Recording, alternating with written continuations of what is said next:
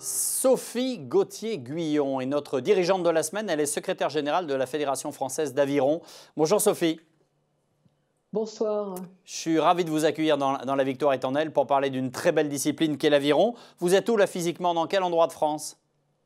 Eh bien moi je suis tout simplement à Pornic en Loire-Atlantique, au bord de la mer, puisque j'habite dans une station balnéaire. Voilà. Bravo, profitez-en bien. Je suis Oui. presque jaloux. Vous pouvez, vous pouvez. Alors Sophie, on va revenir sur votre parcours parce qu'on aime mettre en avant comme ça les femmes qui ont des responsabilités, les dirigeantes. D'abord, je voudrais que vous me disiez, est-ce que l'aviron, c'est un sport qui a toujours été mixte, où les femmes étaient les bienvenues, ou c'était parce que vous l'avez pratiqué longtemps, vous le pratiquez d'ailleurs toujours, ou est-ce que c'était un sport très masculin qui devient plus ouvert aux femmes? Ah bah c'était un sport masculin, ça c'est certain, puisque pendant tout le début des années 1900, tout ça, c'était quand même surtout un sport pour les hommes. Les femmes venaient simplement dans les clubs, en gros, pour amuser les hommes, quoi. C'était un petit peu ça. Et puis progressivement, elles ont commencé à intégrer les structures et puis ramer. Et puis bon, maintenant, je crois qu'il n'y a pas un seul club qui ne compte pas des femmes dans sa section. Et voilà, ça marche très très bien, il n'y a pas de souci. Et tant mieux. Expliquez-nous votre rôle aujourd'hui au sein de la Fédération française. Au sein de la fédération, je suis actuellement secrétaire générale depuis 2 mandats, puisque j'avais intégré le comité directeur déjà après les Jeux d'Athènes, donc sur l'Olympiade qui avait commencé donc en 2005. Et j'étais au comité directeur et en même temps j'étais membre de la commission d'aviron de mer. Et puis là sur l'Olympiade qui a suivi les Jeux de Londres, j'ai intégré le bureau, voilà, et je suis devenue secrétaire générale. Donc c'est un poste qui n'avait jamais été occupé par une femme avant moi. Donc c'est une petite fierté quand même de le dire, parce que jusque-là il y avait que les hommes qui occupaient ce poste, voilà. Et quand vous êtes arrivé, vous avez senti qu'il y a des gens qui vous regardaient un peu de travers en disant « Tiens, on a donné cette responsabilité à une femme ». Non, absolument pas. Je ne l'ai absolument pas ressenti parce que je crois que le moment était venu. Je crois que tout le monde était prêt, en fait. C'est surtout que tout le monde devait saluer vos compétences. C'est ça que ça veut dire. Peut-être. J'essaye de... Ça, vous n'allez pas le dire. Mais... c'est peut-être ça. On va revenir maintenant oui. au début et à l'aviron. Vous étiez de Rennes, c'est ça? Et vous avez commencé l'aviron à quel âge, vous, à le pratiquer? Moi, j'ai commencé l'aviron à l'âge de 15 ans. Et c'était... Dans ma génération, c'était à peu près l'âge, on va dire, classique, un peu, pour commencer, voilà. Avec le bandeau à la Björn Borg? Ah oui, c'était la grande époque. On ramait avec des maillots en coton, des shorts en coton. Maintenant, tout est passé en matériel. On a des combinaisons maintenant pour ramer. À l'époque, on avait un t-shirt et un short. Et effectivement, le bandeau, c'était incontournable. Qu'est-ce qui vous a amené à l'aviron, Sophie? Ce qui m'a amené à l'aviron, c'est une affaire de famille, puisque ma mère avait ramé dans les années 50. Et elle était restée passionnée par ce sport qu'elle avait arrêté de pratiquer. Mais on va dire que depuis, quand j'ai commencé à avoir 12-13 ans, elle avait qu'une idée, c'était m'inscrire au club d'aviron de Rennes. Et puis, un beau jour, après avoir fait quelques années de basket, où finalement, j'étais pas une lumière, on va dire, je me suis inscrite au club d'aviron, poussée par ma mère. Et puis là, j'ai attrapé le virus et ce virus ne m'a jamais quitté puisque j'ai toujours continué à pratiquer. Voilà. Et vous aviez des résultats? Vous faisiez des compétitions? Oui, parce que la première année où j'ai commencé l'aviron, j'ai tout de suite participé au championnat de France en catégorie cadette. Et puis ça, alors là, ça donne le coup d'envoi, quoi, parce qu'après l'année suivante, on veut continuer, on veut progresser, et puis les années se suivent, et puis on fait toutes les étapes, cadette, junior, senior, et puis on arrive même jusqu'en master, comme c'est mon cas maintenant. Et vous avez un palmarès? Oui, alors palmarès plutôt simple. Moi, j'ai été championne de France sur le tard, médaillée quand j'étais dans les jeunes catégories. Et puis après, les titres de champion de France, j'en ai pas eu quand j'étais jeune rameuse. J'ai dû avoir mon premier titre de championne de France à l'âge de 52 ans en catégorie en aviron de mer. Ça reste de mémoire quelque chose d'assez important pour moi puisque c'était championnat de France à Dunkerque et on avait eu une météo épouvantable et le report des épreuves au dimanche matin nous a conduit à gagner la course alors qu'on n'était absolument pas parmi les favorites. Et voilà. Et puis après, j'ai gagné un nouveau titre de championne de France en master l'année dernière, tout simplement. Eh bien, moi, je vous dis bravo. Quelles sont les qualités indispensables, nécessaires pour faire de l'aviron, qui est un sport qui, contrairement à ce qu'on pourrait imaginer, est un sport qui est très complet? Les qualités, déjà, c'est quand même d'être un peu, comme dans tous les sports, à partir du moment où on fait en compétition, il faut être quand même un petit peu pugnace. Ce qu'il faut, c'est un peu d'endurance aussi, parce que c'est quand même un sport qui demande à faire des kilomètres. Ouais. Donc voilà, il faut quand même être un peu endurant. Alors après, moi j'ai pas un gabarit extraordinaire, hein, parce que je fais 1,65 m. Maintenant les rameuses de haut niveau, c'est des filles qui font plus d'1,80 m, voire plus. Hein, c'est important la taille, parce que quand on est grand, c'est parfois plus... Bon, c'est mieux. Bon, je fais partie des petites rameuses, on va dire. Hein, mais oui, mais championne maintenant, de de toute France. façon, la carrière, elle est derrière. C'est un sport d'équipe, hein, l'aviron. Hein. Oui, ouais, avant tout. Ouais, ouais. Même si la pratique en individuel reste quand même quelque chose d'important pour les entraînements au quotidien, hein, parce qu'on n'a pas toujours les équipiers sous la main pour s'entraîner. Mais oui, c'est ça quand même, comme on voit dans les images que vous montrez, c'est quand même un sport d'équipe où la victoire ensemble, c'est quand même ce qui reste de plus beau, quoi. Rapidement, Sophie, vous avez voulu vous investir dans l'aviron, dans votre club à Rennes dans un premier temps. Pourquoi ? Ça paraît naturel à un moment, en fait, on se met à encadrer un peu les équipes, et puis quand on commence à encadrer, on a envie aussi de participer aux décisions. Et quand on veut participer aux décisions, vous aviez quel âge ? Il faut rentrer dans le... Vous aviez quel âge à ce moment-là ? 20 ans. Ah, donc vous avez vraiment ça dans les gènes, quoi. C'est à 20 ans, j'ai envie d'encadrer, j'ai envie de diriger. Non, mais c'est génial. Voilà, oui. C'est un peu ça, en fait, oui. Ah ouais. Parce qu'on a envie de participer aux décisions. Et que ce soit une femme à l'époque, dans ce milieu d'hommes, dans ce sport d'hommes, comme vous le disiez tout à l'heure, c'était perçu comment ? C'était bien perçu, parce qu'après, si on est bien encadré, parce que quand on arrive à 20 ans dans un comité directeur, il faut quand même être encadré, on a tout à apprendre. Et les personnes qu'on a autour de nous, si on fait les bonnes rencontres, ça se passe bien. Et globalement, moi, j'en ai jamais souffert à toutes les étapes que j'ai franchies.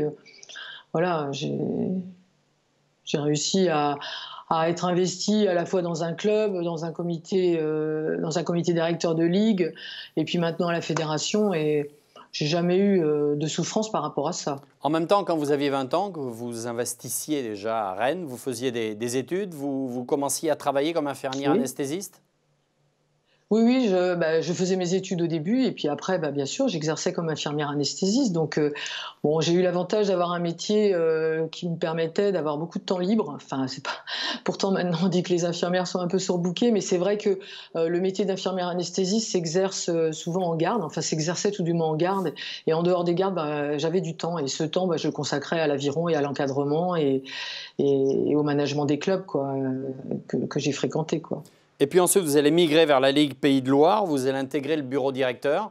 Ça, c'était parce que vous aviez la volonté d'être encore plus impliqué ? Pas forcément à la base, parce que quand j'ai migré en Pays de la Loire, intégrer le comité directeur, c'était pas forcément dans mon but, quoi. D'abord, on n'arrive pas comme ça en terrain conquis quand on change de territoire. Et puis, à ce moment-là, c'était un petit peu les débuts aussi de l'aviron vétéran, qu'on appelait vétéran, puisque maintenant on parle des masters, mais en vétéran, il y avait une commission nationale. Et c'était important aussi que sur les territoires, il y ait des personnes qui s'investissent dans ce domaine-là. Et puis, j'ai commencé à m'investir sur cet aspect-là. Et puis, quand on s'investit dans une commission, très vite, on intègre un comité directeur, parce que c'est un peu complémentaire. Et puis, de fil en aiguille, le président de la Ligue m'a proposé le poste de secrétaire général de la Ligue, et je l'ai occupé pendant 15 ans. Et vice-présidente aujourd'hui ? Oui. Oui, parce que...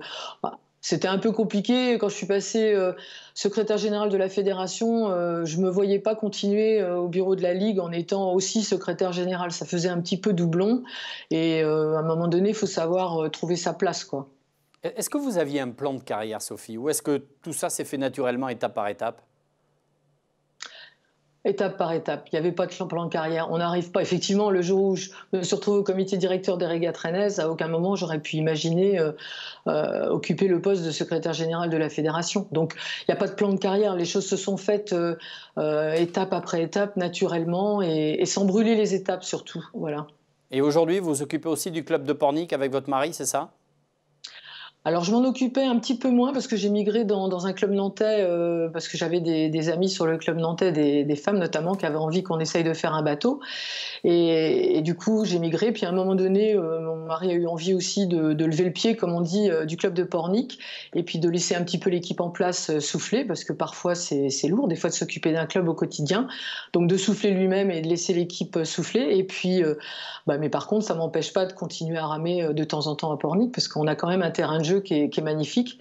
Et l'aviron de mer, ça reste quelque chose qui m'a permis aussi de rebondir dans ma pratique, parce que j'ai pratiqué quand même pendant longtemps l'aviron en rivière, et l'arrivée à Pornic, ça a été un tremplin aussi pour pratiquer en mer, et ça, c'est quelque chose que je trouve super intéressant, et c'est vraiment une pratique qui est agréable.